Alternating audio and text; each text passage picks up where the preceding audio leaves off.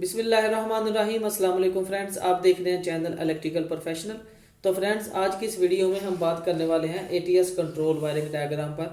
तो फ्रेंड्स, इस वीडियो में आपके सामने हमने एक प्रैक्टिकली फॉर्म में जो एटीएस की ड्राइंग वो ड्रॉ की है, ताकि जो एटीएस की कंट्रोल सर्किट वायरिंग डायग्राम है उसको प्रैक्टिकली अंदाज से अच्छे तरीके के साथ समझा जा सके। तो फ्रेंड्स, वीडियो को लास्ट तक देखते रहिए ताकि तमाम चीज़ें क्लियर हो सके।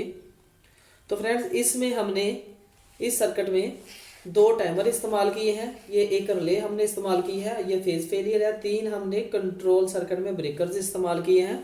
दो कॉन्टैक्टर हमारे इस्तेमाल हुए हैं इस सर्किट में। ये कॉन्टैक्टर हमने वापडा का कॉन्टैक्टर इसको मेंशन किया है, और ये दूसरा कॉन्टैक्टर इसको हमने जनरेटर का कॉन्टैक्टर मेंशन किया है। तो ये R1 है, ये T1 है, ये T2 है। R1 जो 220 वोल्ट की रिले है ये, और T1 जो है ये वापडा का टाइमर है, और जो T2 है ये जनरेटर का टाइमर है। हमने जनरेटर का टाइमर जो जनरेटर के कॉन्टैक्टर के ऊपर ड्रॉ किया है, और वापडा का जो टाइमर है वो हमने वापडा के कॉन्टैक्टर के ऊपर ड्रॉ किया है, आमने सामने ड्रॉ किए हैं। तो फ्रेंड्स, ये न्यूट्रल, सबसे पहले हम न्यूट्रल देख लेते हैं। ये न्यूट्रल हमने ब्रेकर में जो इन की है, ये हमारी न्यूट्रल कॉमन होती है, वापडा और जनरेटर की न्यूट्रल पैनल के अंदर कॉमन हो जाती है। न्यूट्रल कॉमन है सर्किट की। तो न्यूट्रल हमने और से लेकर रिले, दोनों टाइमर्स और जो कॉन्टैक्टर है हमारे, दोनों कॉन्टैक्टर की कॉइल की एक एक साइड पर हमने लगा दी है। ये सभी चीज़ें, दोनों टाइमर, रिले और कॉन्टैक्टर, ये हमारे जो 220 वोल्ट पर AC 220 पर सभी ऑपरेट होंगे, इसलिए हमने न्यूट्रल जो है वो इन सभी की कॉइल पर हमने लगा दी है। तो फ्रेंड्स, पहले हम वापडा का सर्किट बना लेते हैं, उसके बाद हम जनरेटर का सर्किट बना लेंगे। तो वापडा का सर्किट जो आपने वापडा का फेज कंट्रोल ब्रेकर में दिया है, आपने वो फेज जो फेज फेलियर तक लेके आना है। फेज फेलियर जो है उसके क्लोज पॉइंट में से आपने वो फेज गुजार कर आपने रिले पर दे देना है।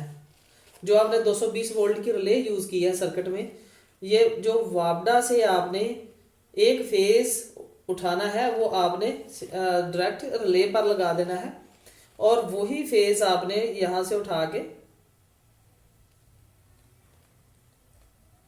ये एक नंबर पे लगा देना है। रिले की बेस पर जो एक नंबर है, बेस पर जो नंबर्स लिखे हुए हैं उसके मुताबिक आपने एक नंबर पर लगा देना है। ये एक नंबर जो पॉइंट है, ये 4 नंबर और 3 नंबर के साथ इसका लिंक है।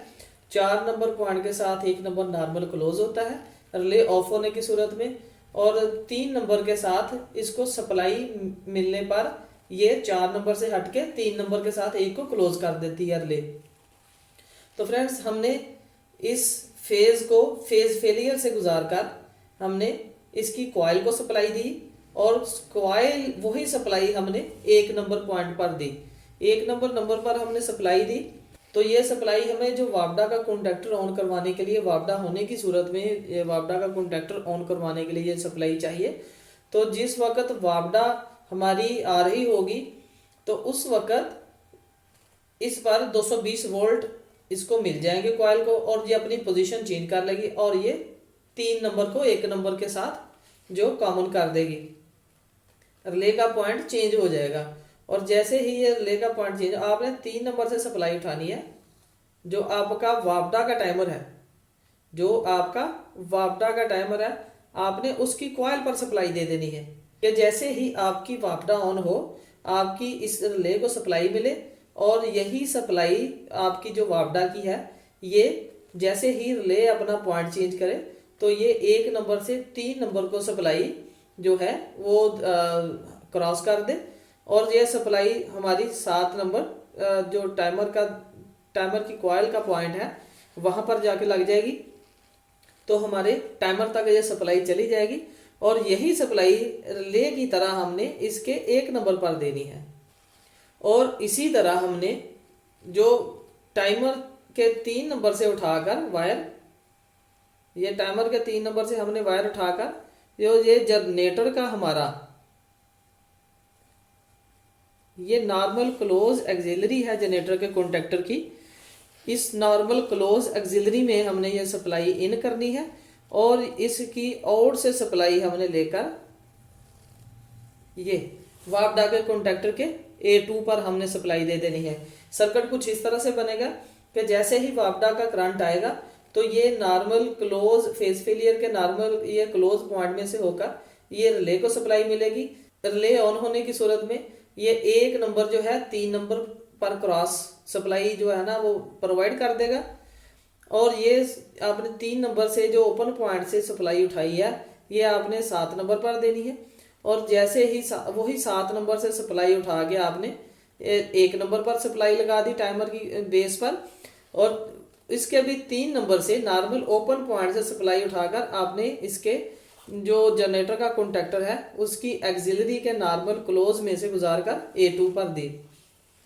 ये टाइमर को जब सप्लाई मिलेगी तो टाइमर ये रिले फौरन अपना पॉइंट चेंज कर लेती है।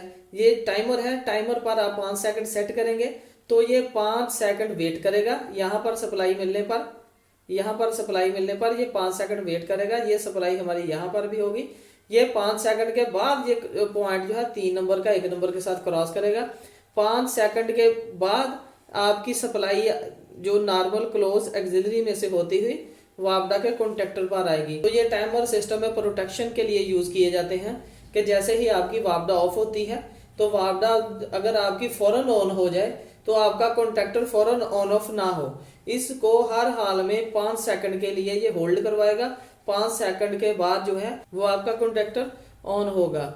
तो इस तरह जो आपका लोड है, लोड की चीजें फ्लैश होने से बच जाती हैं। और इसी तरह हम दूसरा सर्किट भी बनाएंगे जो हमारा जनरेटर का सर्किट है। तो ये जो फेज फेलियर है तो ये 3 फेज सर्किट में जो स्पेशली ATS या 3 फेज कंट्रोल कोई भी है उसमें बहुत जरूरी होती है। इसमें आपने यहाँ बेलतरतीब रेड येलो ब्लू तीनों फेजों की सप्लाई देनी होती है। यहाँ पर ये न्यूट्रल इसको मिल रही होती है और यही आपने एक फेज उठाकर इसके इस जगह पर दे देना होता है। इस पर अंडर ओवर वोल्टेज की भी सेटिंग होती है। अगर आपके वोल्टेज कम हो जाए, जो इसकी सेटिंग है आपने जो रखे हुए हैं 370 या 380 उससे अगर कम हो जाते हैं तो उस दौरान भी ये यहाँ से सर्किट ऑफ कर देगी और आपका जो वापडा का जो कॉन्टेक्टर है वो ऑफ हो जाएगा। अगर आपका जो मेन से कोई फेज चेंज हो जाता है तो उस सूरत में भी, या फेज डेड हो जाता है उस सूरत में भी ये सर्किट को ऑफ कर देगी और आपका जो वापडा का कॉन्टेक्टर है वो ऑफ हो जाएगा और आपका जो लोड है उस पर जो आपकी मशीनें चल रही हैं वो फ्लैश होने से बच जाती हैं। ये उतनी देर तक आपका वापडा का कॉन्टेक्टर ऑन नहीं होने देगी जितनी देर तक आप इस सर्किट को, सिस्टम को क्लियर फेजेस, तीनों फेजेस को वापडा को क्लियर नहीं कर लेते। तो फ्रेंड्स ये हमारा जो जनरेटर का फेज है ये आपने फेज यहाँ से उठाना है। ये आपने जो हमारी 220 की हमने रिले इस्तेमाल की थी ये आपने उसकी जो दूसरे कॉन्टेक्ट पॉइंट्स हैं आपने वहां पर जो उनका कॉमन पॉइंट है 8 नंबर आपने उस जगह पर इसको लगा देना है। और ये 8 नंबर, 5 नंबर और 6 नंबर पॉइंट का, 5 नंबर का ये नॉर्मल क्लोज पॉइंट है और 8 नंबर और 6 नंबर नॉर्मल ओपन है। 8 नंबर इन दोनों का कॉमन पॉइंट है। तो आपने जो जनरेटर के लिए सप्लाई इस्तेमाल करनी है, इसका कॉन्टेक्ट यूज करना है, वो आपने इसके नॉर्मल क्लोज में से लेनी है सप्लाई। ये आपने इसकी जो कॉइल पर है वो सप्लाई लगा देनी है, नॉर्मल क्लोज में से लेनी है। इस रिले का इस ATS पैनल में ये फंक्शन होता है कि जैसे ही ये वापडा को सेंस करती है तो ये दोनों क्लोज पॉइंट जो ओपन हो जाते हैं और उस सूरत में जैसे ही इसको 220 वोल्ट सप्लाई मिलती है तो 8 नंबर की 5 नंबर से सप्लाई कट हो जाती है। जो आपका जनरेटर का कॉन्टेक्टर है वो ऑफ हो जाएगा और जो वापडा का कॉन्टेक्टर है फौरन उस सर्किट में सप्लाई चली जाती है। इस रिले का इस सर्किट में यही फंक्शन है कि इसने वापडा सेंस करने की सूरत में जैसे इस पर वापडा दी जाती है तो इसने वापडा का सर्किट क्लोज करवाना होता है और जनरेटर का सर्किट इसने ऑफ कर देना होता है। तो फ्रेंड्स जैसे ही हमने इसके नॉर्मल क्लोज रिले के नॉर्मल क्लोज पॉइंट में से हमने सप्लाई गुजार कर जो टाइमर T2 हमने जनरेटर का जो टाइमर यूज़ किया है इस सर्किट में, उसकी कॉइल पर हमने लगा देनी है। और इसी तरह हमने यही सप्लाई उठाकर हमने इसकी 1 नंबर पर लगा देनी है, जो कॉमन पॉइंट है 3 और 4 नंबर का। तो ऐसे ही हमने जैसे सप्लाई दी, जैसे ही जनरेटर की सप्लाई इस पर आएगी, यहाँ पर वो रिले ऑफ होने, वापडा ऑफ होने की सूरत में रिले ऑफ होगी, अपनी नॉर्मल पॉइंट्स इसके जो नॉर्मल क्लोज हैं वो क्लोज होंगे। तो ये 8 नंबर से सप्लाई गुजर कर 5 नंबर से सीधी जो है फौरन टाइमर पर आ जाएगी। टाइमर पर न्यूट्रल हम ऑलरेडी दे चुके हैं, ये कॉमन होती है। और 7 नंबर पर जो सप्लाई है ये जनरेटर स्टार्ट होने की सूरत में ये सप्लाई यहाँ 7 नंबर पर मिल जाएगी, और यही सप्लाई हम 1 नंबर पर लगाएंगे। और इसके 3 नंबर से नॉर्मल ओपन पॉइंट से हम ये सप्लाई उठाकर इस जो वापडा का कॉन्टैक्टर है इसकी नॉर्मल क्लोज एक्सिलरी में से गुजारेंगे। इसकी नॉर्मल क्लोज एक्सिलरी से आउट लेकर हम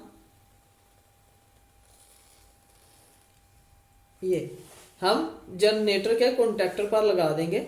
ये जो एक्सिलरीज हमने यूज की हैं ये दोनों कॉन्टैक्टर्स की इलेक्ट्रिकल इंटरलॉकिंग है। अगर किसी कॉन्टैक्टर को आप मैनुअली पुश करते हैं, अंदर की जानब आप उसको मैनुअली पुश कर देते हैं, हाथ से दबाते हैं, या वो कॉन्टैक्टर जितनी देर ऑन रहेगा उतनी देर ये आपका जो नॉर्मल क्लोज पॉइंट है ये ओपन रहेगा। तो इसको ऑन होने की सूरत में, इस कॉन्टैक्टर के ऑन होने की सूरत में या इसको मैनुअली दबाए जाने की सूरत में आपका ये सर्किट ऑफ रहेगा। उतनी देर तक आपका ये कॉन्टैक्टर ऑन नहीं होगा जितनी देर तक ये कॉन्टैक्टर अपनी पोजीशन में वापस नहीं आ जाता। तो फ्रेंड्स, हमने जो जनरेटर का सर्किट बनाया है, जैसे ही जनरेटर हमारा स्टार्ट होगा, हमारी वापडा ऑफ होने की सूरत में जनरेटर की सप्लाई हमारी 8 नंबर पर आएगी।